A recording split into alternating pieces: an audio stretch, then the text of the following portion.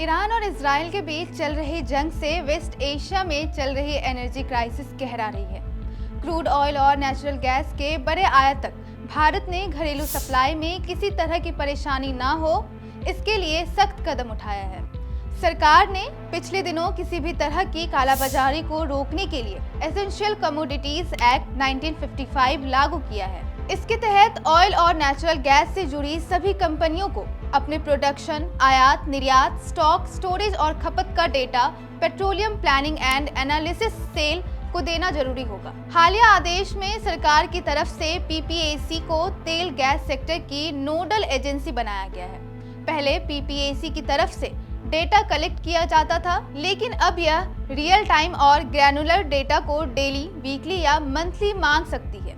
इसके तहत कंपनियों को प्रोडक्शन से लेकर खपत तक की जानकारी देनी जरूरी होगी। कोई भी कंपनी गोपनीयता का हवाला नहीं दे सकती। किसी भी तरह के इसके उल्लंघन को क्रिमिनल ऑफेंस माना जाएगा। इसमें जुर्माने के अलावा जेल की भी सजा हो सकती है। पेट्रोलियम मिनिस्ट्री की जॉइंट सेक्रेटरी सुजाता शर्मा ने देश में एनर्जी सप्लाई पर जानकारी देते हुए बताया कि देश में क्रूड ऑयल की सप्लाई पर्याप्त है और रिफाइनरी भी फुल कैपेसिटी से चल रही है।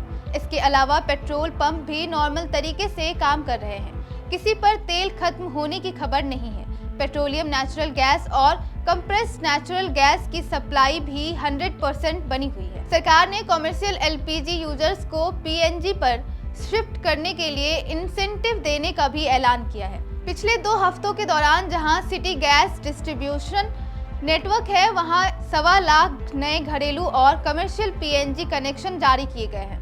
सरकार की तरफ से यह तैयारी एलपीजी क्राइसिस के बीच की जा रही है। पिछले 3 दिन में ही 5600 से ज्यादा एलपीजी कस्टमर पीएनजी पर शिफ्ट हो चुके हैं। ऑनलाइन बुकिंग बढ़कर 94% पर पहुंच गई है।